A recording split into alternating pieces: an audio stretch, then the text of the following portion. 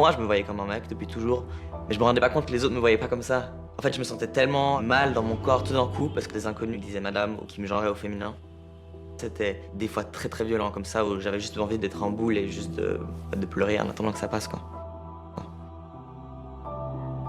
Quand mon corps il s'est mis à changer, je me sentais pas à l'aise là dans ce que je voyais, j'avais pas envie de voir ça. C'était vraiment ma première crise de dysphorie en fait. J'étais une femme qui était emprisonnée dans un corps qui ne me correspondait pas et que j'avais jamais aimé. Ça a amené une douleur qui m'a amené à faire une tentative de suicide. Des fois, je me dis, waouh, j'aurais bien voulu être si genre.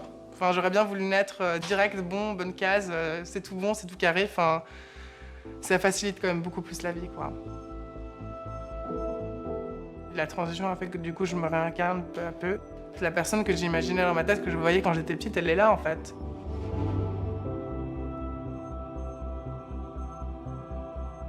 Comment expliquer pourquoi on se sent femme ou homme ? La plupart d'entre nous n'ont jamais eu à répondre à cette question. Quand on est incongruent avec son genre, c'est-à-dire que l'on ne se ressent pas en accord avec son sexe biologique, ce questionnement s'impose de lui-même. J'ai toujours su qu'il y avait quelque chose un peu différent parce que, évidemment, quand je me comparais aux autres enfants, j'agissais pas de la même manière.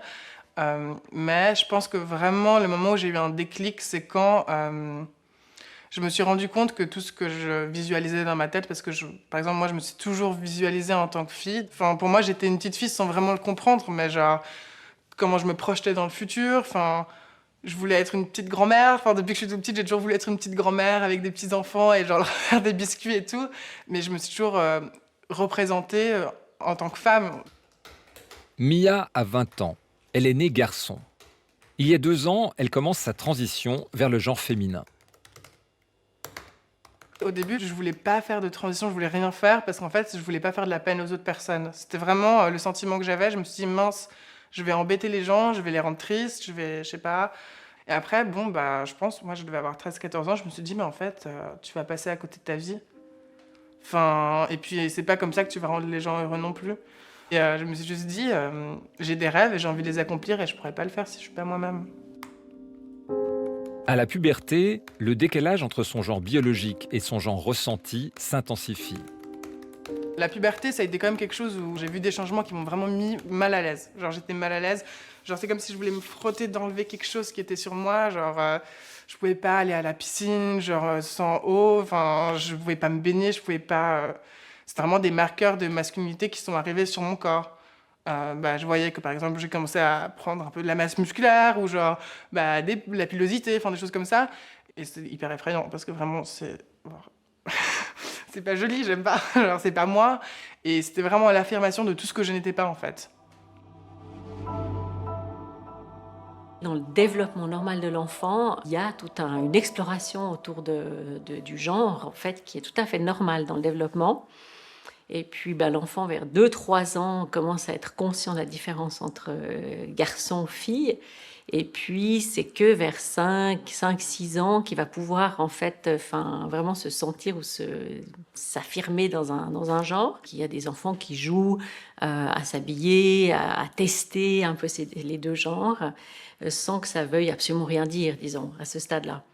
Et au moment du démarrage de la puberté, alors, on voit vraiment en clinique cette détresse qui est liée à l'expression des caractères sexuels secondaires liés aux hormones, où tout d'un coup, le jeune en fait se sent pas du tout dans le bon genre, dans le bon sexe, que celui qu'il a eu à la naissance. Puis là, alors, on a quelque chose qui va être lors de la crise, puis on réfléchit par rapport à ça.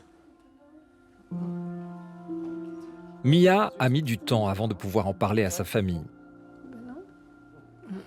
Voilà, c'est ça qu'on a vu en fait. Ah, trop chou. Tous les cousins, genre, parqués dans la remorque. Et là, je portais une robe. Robe bleue. Ben ouais. Clairement. Parce que tu te souviens, tu me l'avais demandé une fois quand j'avais 14-15 ans. Tu m'avais posé la question si je me sentais totalement comme un garçon. Enfin, tu m'avais un peu posé la question. C'est dingue, j'ai pas de souvenir de ça. Et genre, j'avais totalement nié. Alors qu'à cette période-là, je savais déjà, tu vois. Et pourquoi tu penses que t'as... Justement parce que je me demande pas si genre, j'avais intégré comme... que c'était pas forcément positif. Que c'était pas une bonne chose. Voilà. Que je l'aurais tu pas vois, pris même bien. Si, genre, même si je voulais faire une transition et je voulais devenir moi-même, J'ai pas réussi à le dire. J'ai décidé du coup de faire un coming out et de du coup lancer tout le processus. Ça m'a pris quand même 2 ans à me préparer pour le faire parce que c'était quelque chose que je redoutais tellement. Même si je savais que ça allait être accepté, j'avais quand même une peur, genre je pouvais pas me situer pour être sûre à 100% de leur réaction. Une crainte qui la pousse à l'annoncer par SMS. De la main à costume, très Ouais, non mais j'adorais ça vraiment. Et donc elle m'a dit, je pense que tu t'en doutes, maman, en fait, je suis transgenre. Puis j'ai dit, bon, ça ira. Évidemment, j'ai répondu un message tout de suite, ça ira, je t'aime, on t'aime, tout ira bien, on s'occupera de toi, on sera toujours là pour toi. Et je suis heureuse que tu aies pu me dire cette chose si importante pour toi. J'en parlerai avec papa. Sur le moment, c'était un choc, elle le sait, j'en ai parlé avec elle. C'était vraiment un choc pour moi. Voilà, mais j'ai senti comme ça un moment vraiment... Oui, c'est assez vertical comme moment. C'est tellement énorme parce que tout à coup on se dit waouh, comment ça va se passer, qu'est-ce qui va se passer, qu'est-ce que ça implique.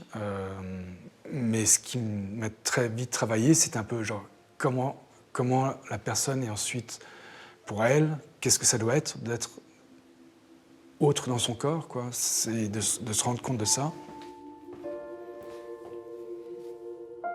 Évidemment, moi, ça fait depuis que du coup j'avais 11-12 ans que j'y pensais vraiment sérieusement, jusqu'à mes 17 ans, j'ai eu le temps d'y réfléchir. C'est assez clair dans ma tête, qu'est-ce que ça veut dire, qu'est-ce qui se passe, que ce que je suis en train de dire, c'est sûr et 100% sûr et il n'y a pas de remise en question de ma part. Enfin, qui était mes plus grandes peurs, c'est qu'on m'empêche d'être qui je voulais être en fait. L'adolescence ou l'adolescent qui a ces questionnements, ça fait longtemps que ça mijote. Et donc, c'est sûr que le moment où il y a le coming out, où il ose le dire en fait à ses parents, c'est vrai qu'il y a déjà là un grand fossé par rapport au cheminement qui a été fait. Donc, on sait que ces moments de coming out, c'est des moments très fragiles. On explique souvent aux jeunes, en fait, il va falloir de la patience aussi, parce que pour les parents, c'est une transition. Il y a une transition de tous les côtés.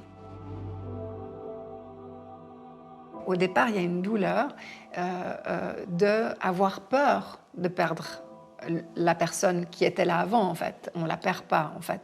Mais il y a quelque chose qui est de l'ordre de la perte ou de la perception de la perte et qui se ressent physiquement, affectivement, comme une forme de deuil, même si ce mot est peut-être trop violent.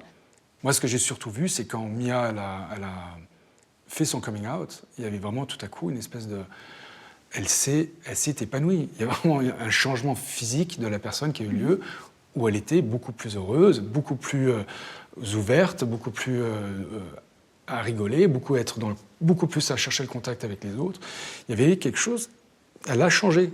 Et puis pour moi, c'était vraiment ça, où finalement... Avec ça est venue toute une espèce de compréhension. Pour moi aussi, c'était pour toute la famille. On a tous eu une espèce de genre « waouh ». Révéler sa transidentité sans craindre d'être rejeté reste rare. Souvent, les parents sont démunis face à la détresse de leur enfant.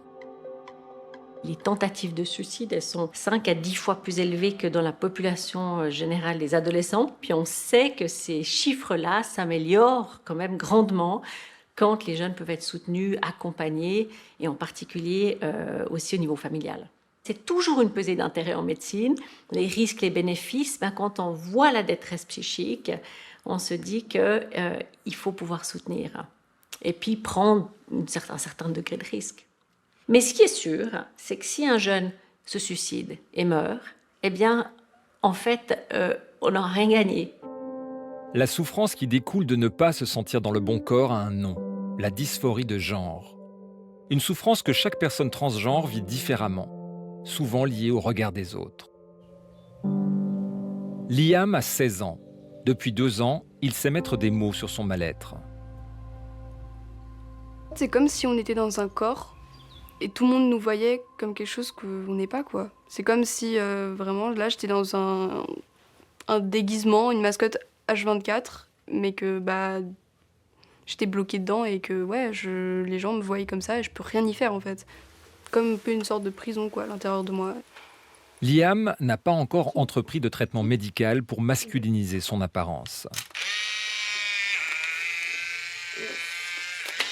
Elles sont énormes, Valorette. Elles sont pas mal, hein.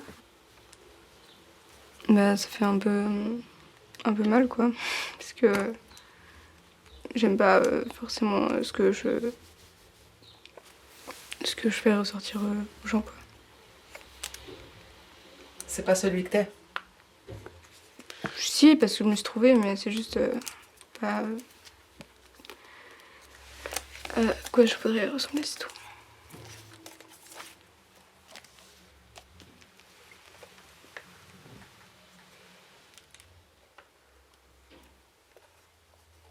J'y peux rien de pas avoir la voix que je veux, genre j'y peux rien de pas avoir le physique que je veux, de pas être comme les hommes cis, j'y peux rien. Mais j'aimerais seulement, bah, je regrette pas qui je suis, hein. Je suis pas, genre, pas fière de moi.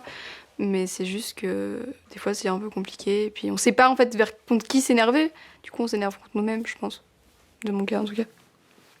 T'as eu des fois justement eu envie de te faire du mal? Ouais, plein de fois.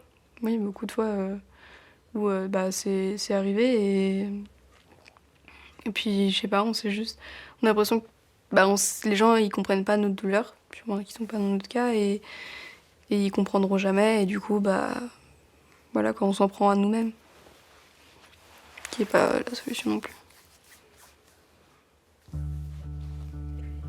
Sur les réseaux sociaux, la transidentité se montre et s'exprime. Les questions de genre se libèrent. Au CHUV, en 5 ans, les consultations pour des questionnements liés à l'identité de genre ont triplé chez les adolescents. Certains parents nous demandent, hein, mais comment être sûr que c'est vrai, que c'est pas une lubie, que c'est pas un phénomène de mode, etc. On a souvent ces questions en consultation. Bien sûr qu'il y a 1% hein, qui est décrit de détransition, enfin de souhait de repartir en arrière. La réalité, c'est que il n'y a personne qui est à même de savoir ce qui est juste, hormis le patient. On ne doit pas se presser, au sens qu'on ne va pas faire ça en 3 consultations, c'est décidé. Donc c'est le temps, je dirais, le facteur clé qui va nous aider à savoir si c'est juste et si on va dans la bonne direction. Aucun traitement n'est proposé avant la puberté. Quand tout conforte une incongruence de genre, en tout début d'adolescence, des bloqueurs de puberté peuvent être prescrits. Si le jeune ou la jeune présente vraiment une dysphorie de genre, vraiment est mal et puis se sent vraiment pas bien comme il est, alors les bloqueurs, ils ont toute leur utilité parce qu'on peut prescrire ces bloqueurs à partir du, comme on dit, du stade de Tanner 2, c'est-à-dire le tout début. Et puis, ça va arrêter la puberté. Donc, ça met en pause, si vous voulez. Et puis, ça nous donne quand même quelques temps. Ça peut être une année, ça peut être 18 mois, c'est égal. Ça permet d'éviter le développement justement des caractères sexuels secondaires, donc la pomme d'Adam, la mâchoire carrée, la poitrine pour les femmes. Mais on voit qu'il y a un risque sur la minéralisation osseuse. Évidemment que c'est problématique sur un corps en croissance, donc c'est vrai qu'on préfère, disons, c'est un bon outil, mais qu'on devrait garder sur moins que 4 ans. Liam ne prend pas de bloqueur de puberté. Sa puberté est trop avancée. Il projette de commencer un traitement hormonal par testostérone pour pouvoir atteindre l'apparence qui lui correspond.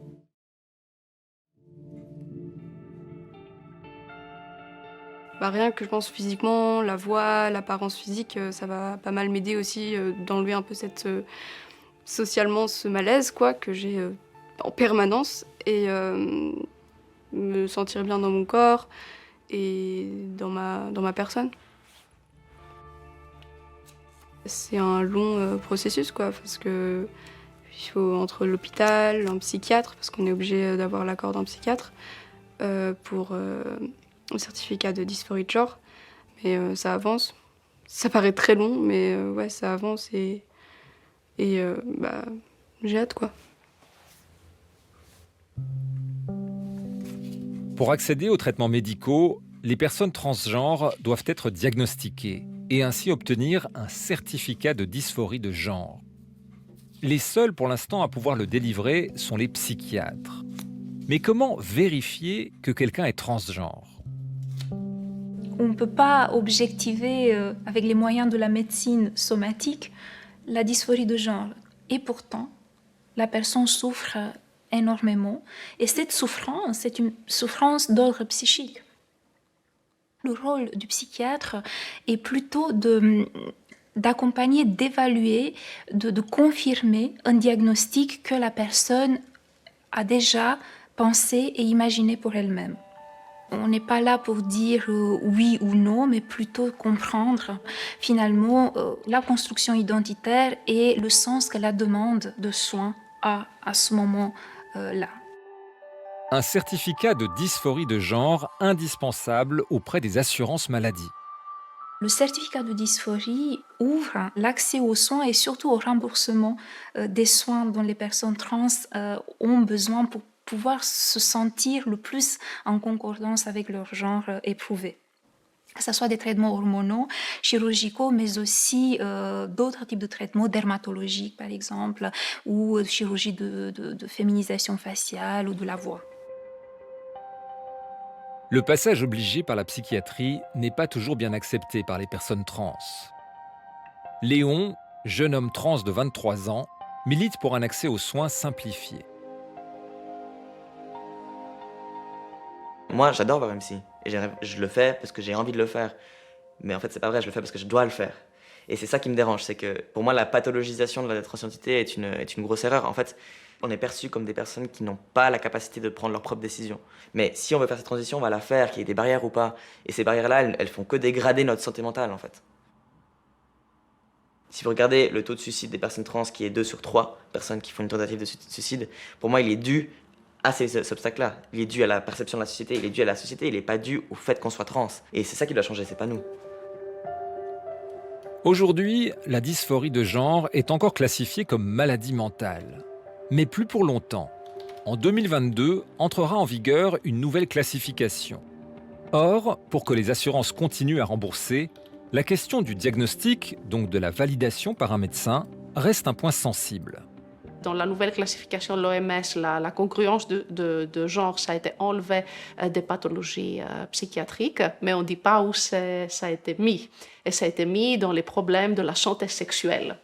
Donc c'est toujours aux sexologues, psychiatres, de vraiment poser le diagnostic. Nous, en tant qu'endocrinologues, c'est vrai que plus on est confronté à la problématique, plus on est capable de définir les bons candidats, mais on n'est pas capable à poser le diagnostic.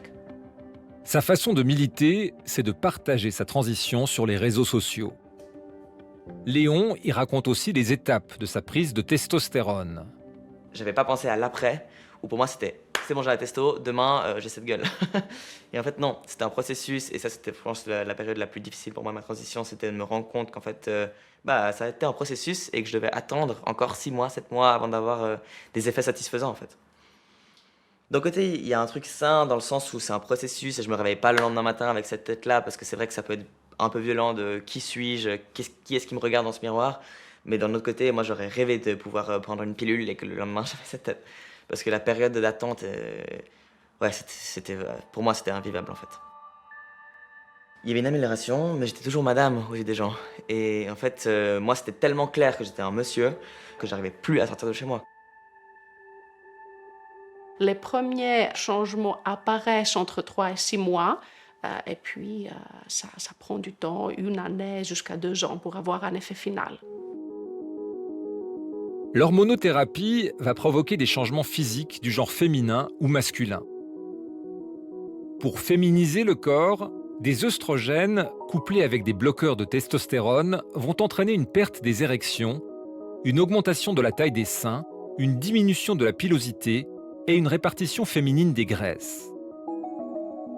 Pour masculiniser le corps, la testostérone va interrompre les menstruations, augmenter la pilosité, rendre la voix plus grave et augmenter la masse musculaire.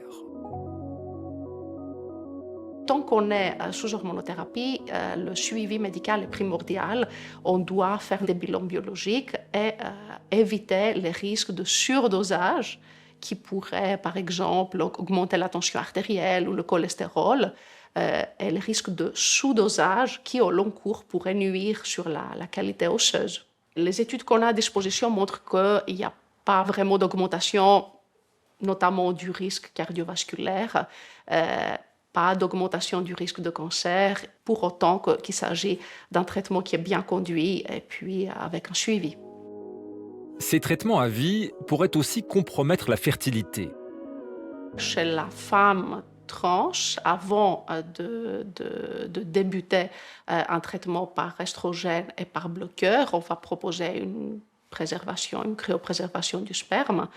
Et puis chez l'homme trans, on va proposer une préservation des ovocytes. Moi, je suis un papa né, c'est bon, je veux être papa en fait. C'est vraiment quelque chose dont je me réjouis, c'est une étape de vie dont je me réjouis tellement. Alors, par sécurité, moi j'ai fait une opération de congélation de mes ovocytes aux HUG à Genève pour être sûr que si un jour je veux des enfants biologiques, je puisse le faire. La visibilité des personnes trans est récente. Comme Léon, Lynn Berthollet est une des figures de la transidentité en Suisse. Dans ce livre, elle a recueilli photos et témoignages pour incarner ses longs parcours. Chez les personnes transgenres, il y a le fait que le corps reçu à la naissance ne nous convient pas. C'est pas l'image qu'on a, qu'on ressent avoir au fond de nous-mêmes. Donc oui, il faut qu'on fasse une transition relativement complète, c'est-à-dire avec prise d'hormones et éventuellement des opérations, pour arriver à une image qui nous plaise, pour arriver à s'aimer. Ok, alors attention au flash, je vais y aller. Alors, est-ce que ce serait bon pour toi? Oui, c'est bon. 1, 2, 3.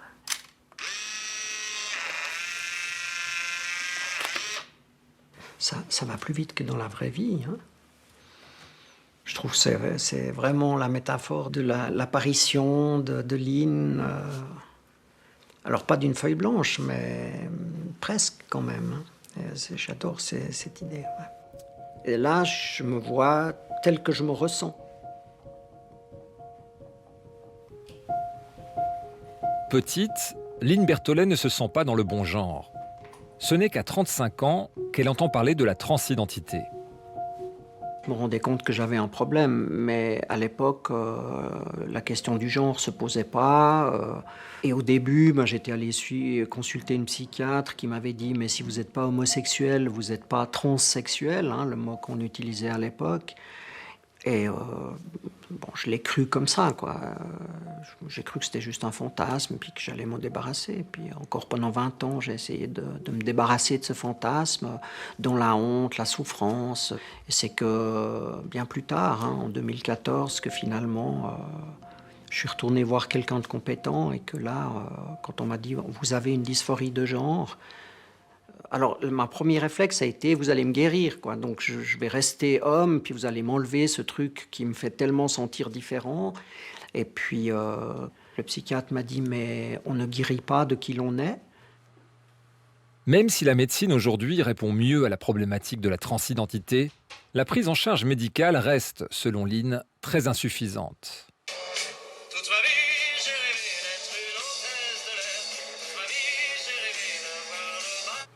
Oui, Lynn Berthollet. Je pense qu'il y a énormément de choses à améliorer en Suisse. Il n'y a pas de gynécologue pour les femmes trans en Suisse, il faut quand même dire. Enfin, il y en a un. Il y a 2 ans d'attente, il ne prend plus personne, etc. Par exemple, moi, j'ai fait un cancer pendant ma transition. Et chaque fois que je vais faire mon contrôle scanner annuel, je vous rappelle que j'ai une prostate. Il y a 0 formation dans un cursus de médecin généraliste sur la question de la transidentité. Enfin, il y a 2 heures données depuis la rentrée 2020, quoi, donc c'est hallucinant. Quoi.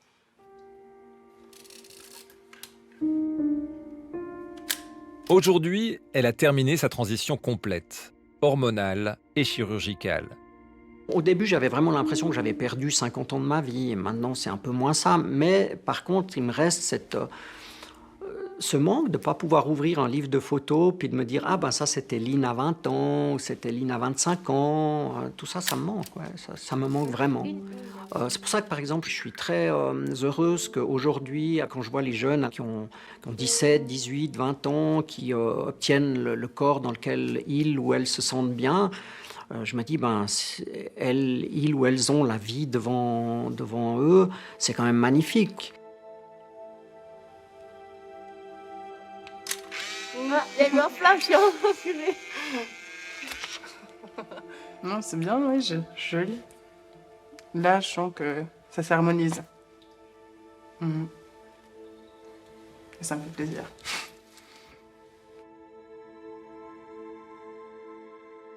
C'est cool, ça donne de la confiance, quoi. De se sentir belle, bah, même si c'est vrai que c'est que secondaire, n'empêche que ça peut aider ce qui est le plus important, de se sentir bien.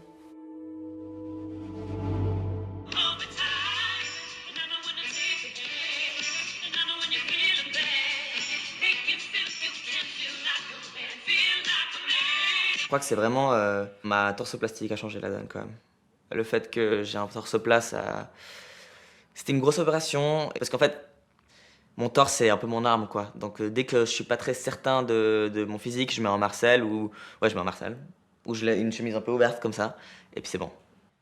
Des 3.